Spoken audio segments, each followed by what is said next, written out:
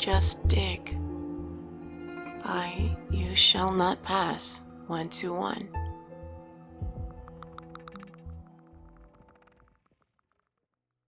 Have you ever felt a profound urge to do something? And if you didn't do it, then it would cause you great pain and immense distress? This exact thing has been happening to me. It was this profound feeling in the pit of my stomach, in the deep recesses of my subconscious.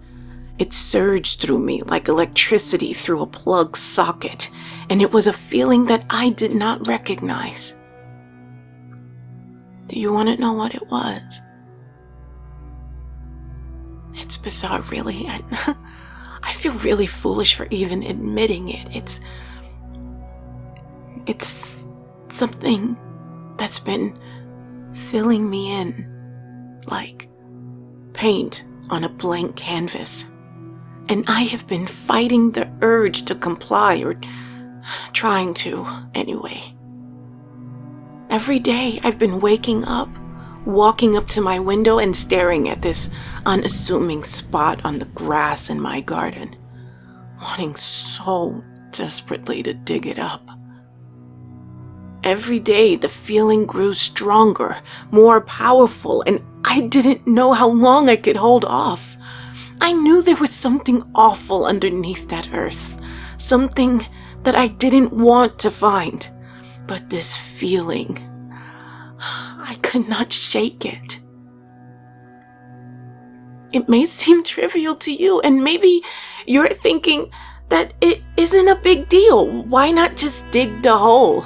What's the worst that can happen? Well, sometimes the worst can and does happen. This deep, cavernous yearning has been gnawing at me, clawing at me like vultures at a corpse, and I could feel my hands that were almost not my own, grip the shovel. Just dig. So, I caved. I started, and I haven't been able to stop. Keep on digging. The deeper I got, the more overwhelming the feeling became. Dig. Dig. Dig. I think I was digging for around 5 days. I couldn't say. Time was but a vague concept that had become entirely alien to me. I just kept going, digging deeper and deeper until I hit something. Something hard. I clawed at the earth. My fingernails cracked and bled. I clawed until I couldn't feel the throbbing pain in my fingers. Then I happened to stumble upon something I didn't expect. Underneath the earth was a doorknob and a door. I stared at it for the longest time, when something happened that chilled my blood and froze my quivering heart. Something on the other side knocked.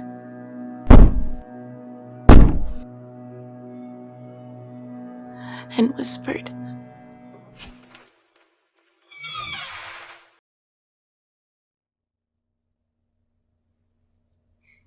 "Welcome."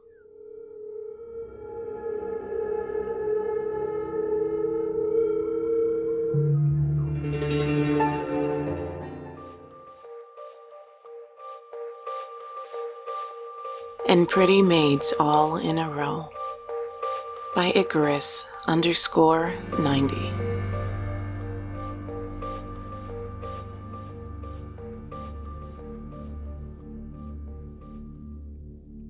Have you ever been subjected to a mean person who would keep on picking on your weaknesses over and over again? How long could you sustain without snapping back or losing your composure completely? Now, imagine a horde of them knocking at your door day after day, calling you out only to mock you. That has been my life for quite some time now, literally. I think they are just mean bullies. That whole lot of giggling girls out there with swirling pigtails and braids, laughing at my misery, making fun of me, belittling me like my stepmother used to do. If you have been a timid and docile child in one of those fancy educational institutions, you would know exactly what I mean. Can you really blame me for wanting to rush out of my solitary confinement and come after them? Am I at fault here if I cannot always keep my temper and once in a while decide to retaliate by stalking someone and creeping the living daylights out of them or attempting to gouge their eyes out? Pseudocyesis, the trained professionals called it. False pregnancy. No fetus, they claimed. But I know they lied. I know my baby existed. I had felt it inside me for 9 months. I know my coveted treasure was stolen, and I am determined to find the thief. Those little devils claim to have stolen my precious child from me. They call upon me over and over again to taunt me. They tease me, saying they have my baby, aggravating me, and not always am I on my best behavior. One of them is keeping a mother from her child, and I am willing to run through the lot of them if I have to find the real one. They say all mirrors are interconnected, and that suits me just fine. Here I am, sitting in front of mine, waiting. I know right at this moment, somewhere, some timid teenager in pigtails and PJs is leaving her slumber buddies for a dare to cautiously enter her bathroom, candle in hand, intending to call me out, claiming to have stolen my baby. I am ready for you, you little pests. If I don't answer your call, pardon my inability. Know that I am busy settling scores with someone else. But don't give up, child. I will come for you too. Just retry and chant on. Bloody Mary, Bloody Mary, Bloody Mary, Bloody Mary, Bloody Mary, Bloody Mary.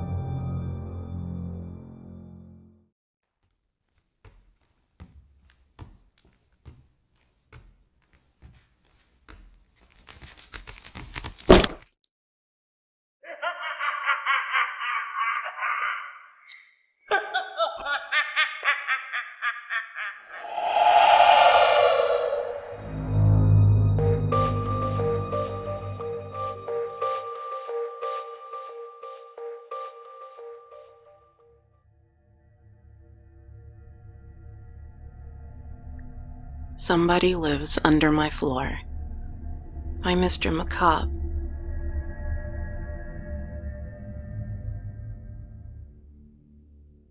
Somebody lives under my floor.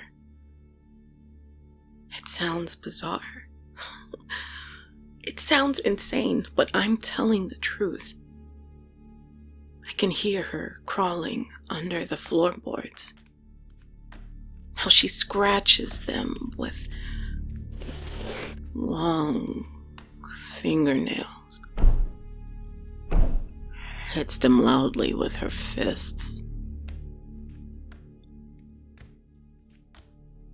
She's looking for one that would come loose.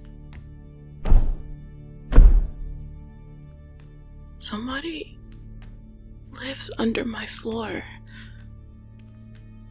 and wants to get out. I can hear her at night, moaning.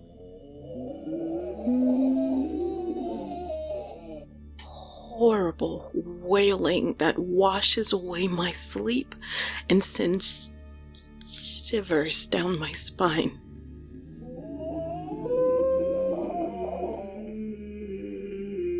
In the darkness, I can see her fingers, shimmering with sweat and blood, pushing through the cracks in the floor like wet worms. They leave only bloody stains in the morning. Somebody lives under my floor, so I made a hole. I plucked an old nag, looked carefully inside, and waited for a second. First minute. First hour passes. Suddenly, I see it. A bloodshot eye. A yellow iris that looks at me with curiosity. I'm petrified. My muscles, like marble, won't let me move an inch.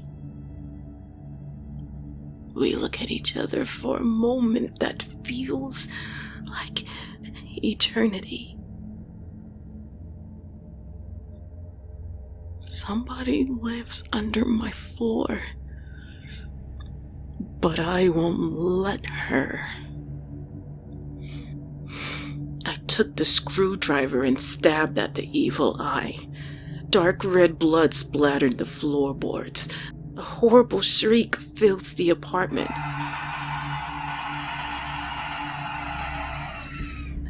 The tool stuck in miserable dance. The woman tries to retreat, hide from the pain deeper under the floor, but she can't.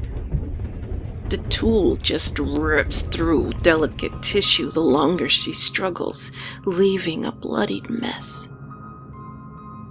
Suddenly, silence. The screwdriver stands motionless. Somebody lived under my floor, but something isn't right. I sit in the corner, drenched in sweat. In front of me, a bloody scene. Like a lonely tree, the tool sticks out ominously on the horizon. I can hear them. They're mourning, growling. How they furiously scratch on the floorboards. I can see them pushing through the cracks in the floor. The forest of fingers transforms the apartment into an angry sea. They look for the culprit. Somebody lived under my floor.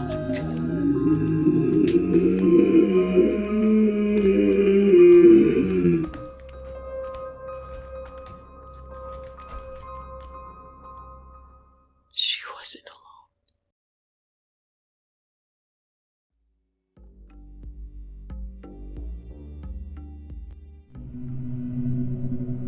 Phobia by MarKaisla.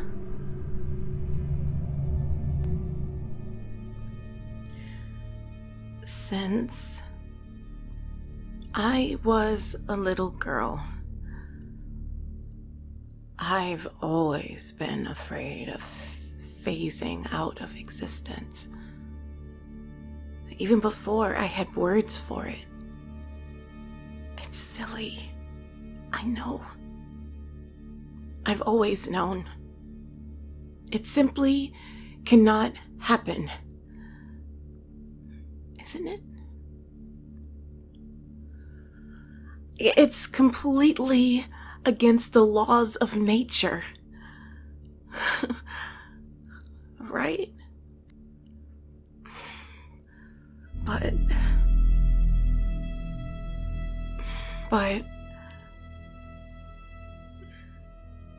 But do we really understand the laws of nature? Do we really?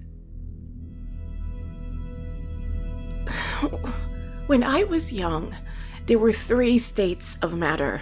Only 3. Liquid, solid, gas. That's all. Simple. But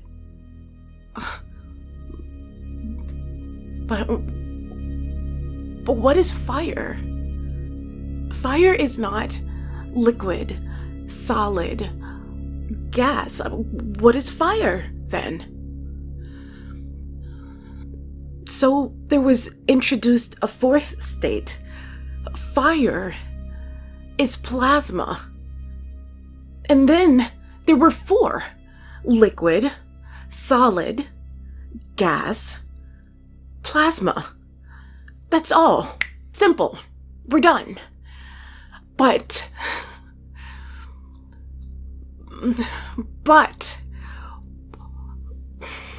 are we? Now there are more states of matter. How many are there now? Is it 5? 7? 8? 12? 15? All of those are correct, depending on who you ask. Every day, we are reinventing and rediscovering the purported laws of nature. So, is it really impossible that I won't one day just flicker and fade until I can see the world, but the world cannot see me? Ever since, I couldn't sleep, climbing out of my high-walled bed and cruising unsteadily to the living room, playing noisily on the floor between not normally oblivious parents who would talk and laugh and watch TV until the station went off air for the night. They would get up and go to bed, turning off the lights and television while I played at their very feet. In the morning, they would wonder when I had come out and how I had not woken them with my toys. Perhaps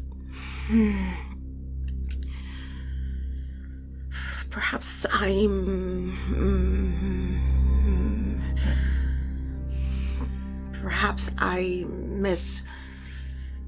misremember. Perhaps they were just tired.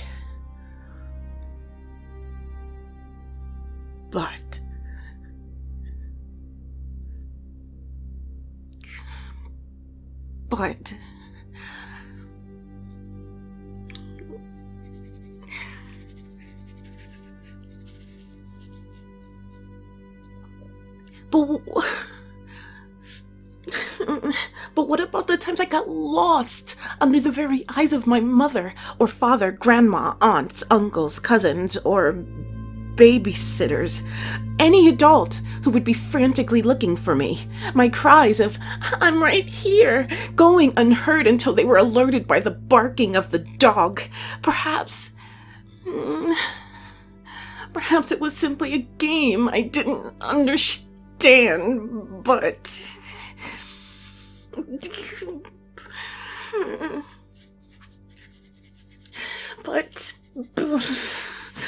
all the times that I have been talking to someone and they suddenly stop and look around, their gaze pressing right over me, just talking to myself.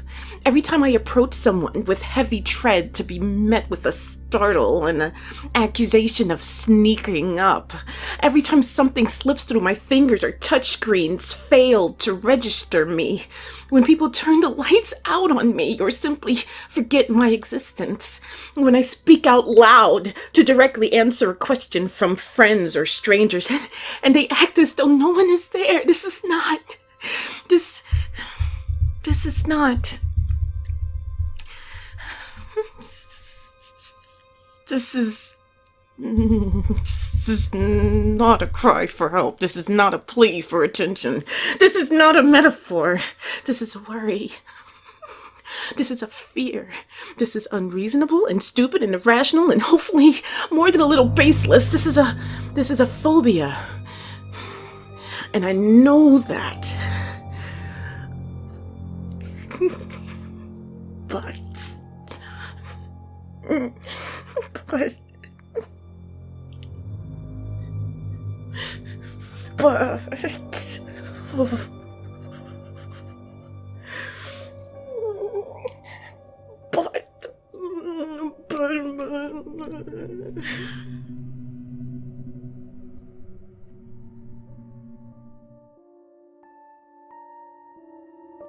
Uncle Tommy's visit.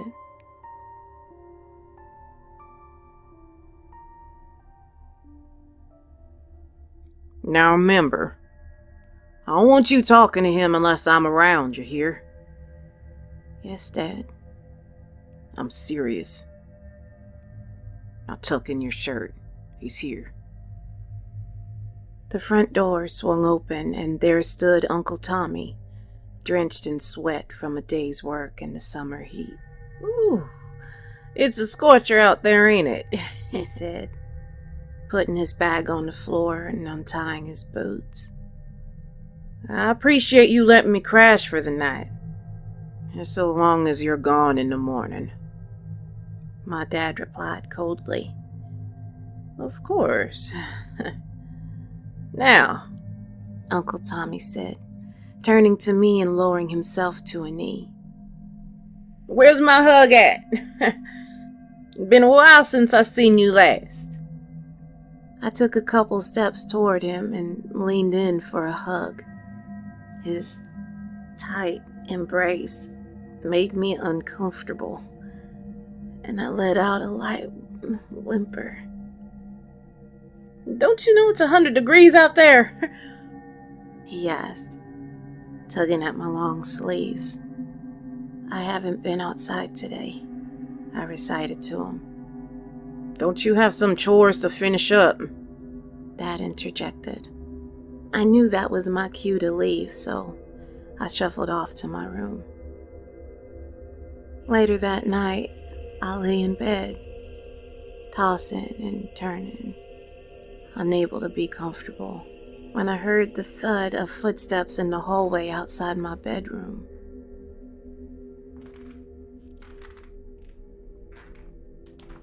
After several long seconds of silence, the door opened quietly.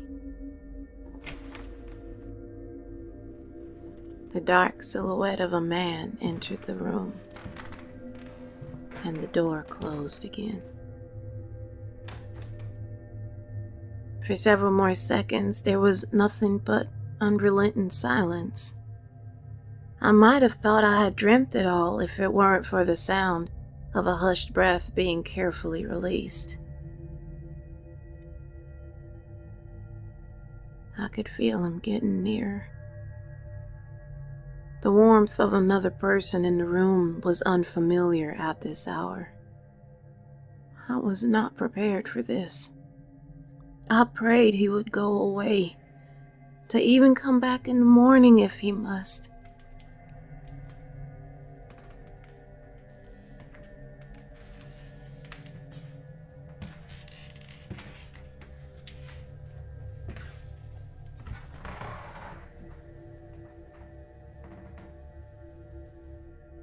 He reached down and touched me. He rolled me onto my stomach and lifted up my shirt. From the corner of my eye, I could see two things. The faint beam of a pocket flashlight, and Uncle Tommy's eyes studying my bare skin. His rough fingers ran up and down my back. Suddenly, he got up and walked to the bedroom door and left.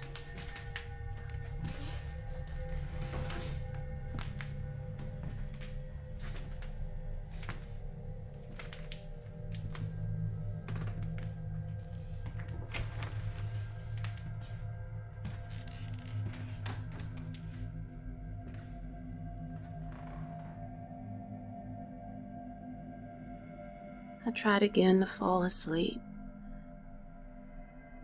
eventually succeeding.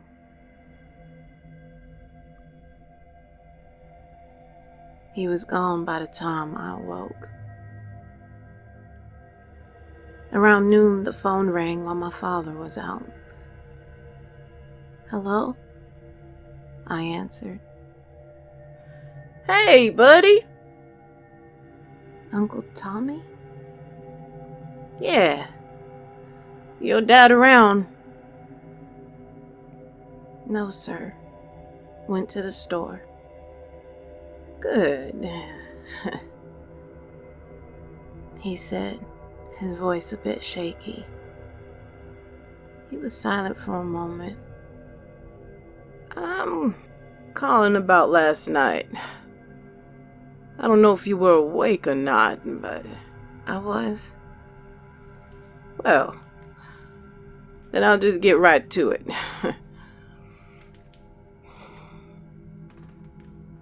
I got a question for you.